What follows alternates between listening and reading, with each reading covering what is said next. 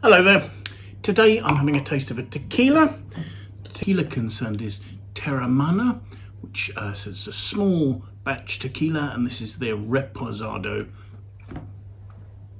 Now, Teremana is a relatively new brand, and the chairman of the company that produces it is somebody called Dwayne "The Rock" Johnson. So this is a celebrity brand, I suppose. But The Rock isn't the only person involved in the company that produces this tequila. Also listed as a co-founder is Danny Garcia, and also involved are Jenna Fagin and Ken Austin, who I believe are entrepreneurs. But also, as part of the partnership that produces this, you have the Lopez family, who evidently are from Jesus Maria in Jalisco, in Mexico. So right in the heart of the tequila producing region, and evidently they were already highly respected tequila producers. So there's some excellent quality local input as far as this product is concerned. And then finally, the last group to have an interest in this brand are the Mast family, and they own a company called Mast Jägermeister, and they have the distribution rights for the brand worldwide. Now, the brand was launched in March 2020 and has already built itself to a level where they ship somewhere in the region of a million cases a year. There are some very clear brand aims. They're aiming to be small batch, to be handmade, to be high quality, a premium tequila. And yet at the same time, they also state in their aims that they want to offer good value for money. And it should be noted that tequila is probably the fastest growing sector in the American spirits market at the moment. Certainly with such rapid growth, they have encountered some difficulties, particularly in agave supply, but they believe that they've overcome that. And in fact, to ensure they can meet production, they have gone ahead and built a completely new distillery. I think that's perhaps part of the key to the brand's success, that they actually have quite a long-term view. This is not just a celebrity brand where a particular celebrity has come in, has blended tequilas made by other people and has put their name on the product.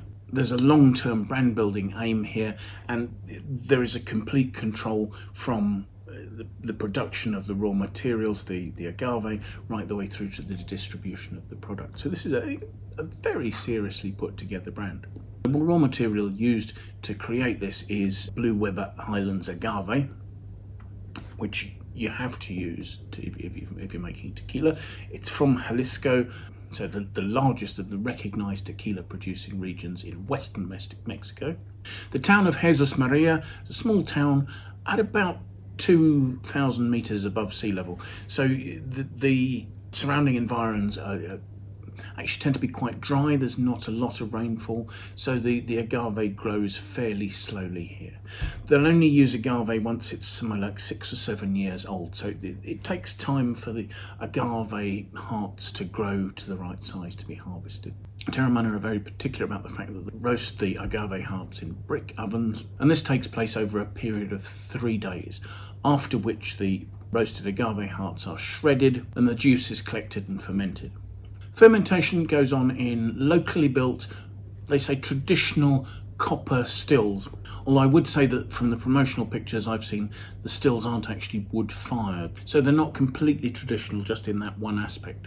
And that's quite deliberate. They do say that the copper stills give a cleaner, smoother spirit. Now, this is labelled as a reposado. For a tequila to be reposado, it has to age for at least 2 months in oak barrels. This ages in barrels that have previously held American whiskies. And I've seen differing information from, I think largely from retailers, who I think have possibly looked at the aging periods for reposado and just assumed that either the minimum or the maximum have been allowed, because I've seen figures quoting 2 months aging, I've seen figures quoting 12 months aging, and I've seen figures quoting 6 months aging. Once you get over 12 months, the spirit is entitled to be called Anejo, so is unlikely to be sold as Reposado.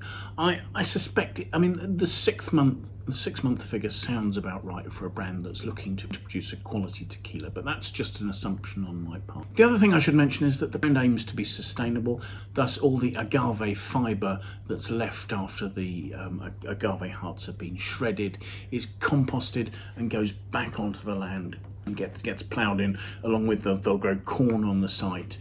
They'll add the compost and then they'll replant the agave on the site. So let's have a look at this and see what we think of it. The colour is a very pale, there's a slight sort of straw yellow to it. This is bottled at 40% alcohol. So I guess there's that cost and a consistency thing to bring the alcohol level down to 40%, because it would presumably have come off the still and have been aged at a higher strength than that. Let's see what we make of the aroma, shall we?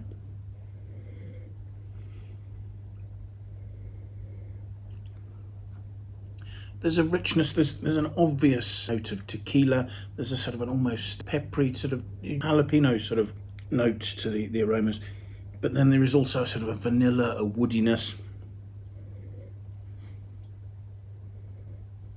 and there's quite a pronounced sort of spirity note sitting behind those vanilla and cedar aromas.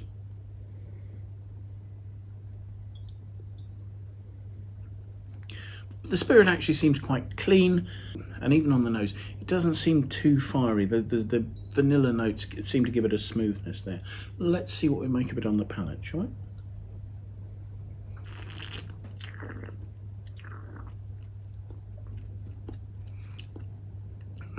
Just taking a tiny sip there. There is a lovely mid-palate richness. There's a rich, smooth texture.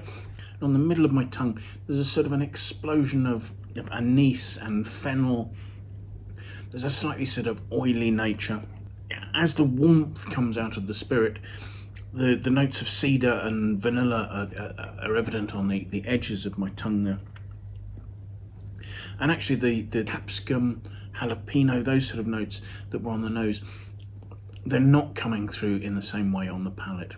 You know, there's much more smoothness and richness, and as I say, there's sort of slightly oily texture. There is a spirity nature to the alcohol at the finish, and that's slightly sort of showing up a bit more of the cedary characteristic of the oak on the back palate. But actually this richness and this fennel anise sort of notes are carrying on with some quite nice length. I don't think this is by any means sort of the richest, fullest or most complex tequila I've ever had. But it has a lovely smoothness, it has a good intensity and a good length of flavour. And I suppose actually from that point of view, it's a tequila that you could drink slowly over an evening, sipping just over ice, or at the same time you could quite legitimately use it in cocktails. I think its style is quite versatile, and I'm actually slightly surprised at how smooth it is and how easily it slips down. It's a well-made, attractive spirit, even if it's not the most challenging or complex drink that you'll find in this sector. So thank you very much for watching. I do hope you found this of interest. If you have, do please press the like button. If you'd like to watch more of these videos, please do subscribe to our channel and follow us. That would be fantastic to have your support. If you have any comments, if you disagree with what I say, or if you agree with what I say, do please leave those in the box below. We'd love to hear what you think and get your feedback on the tastings that we're doing.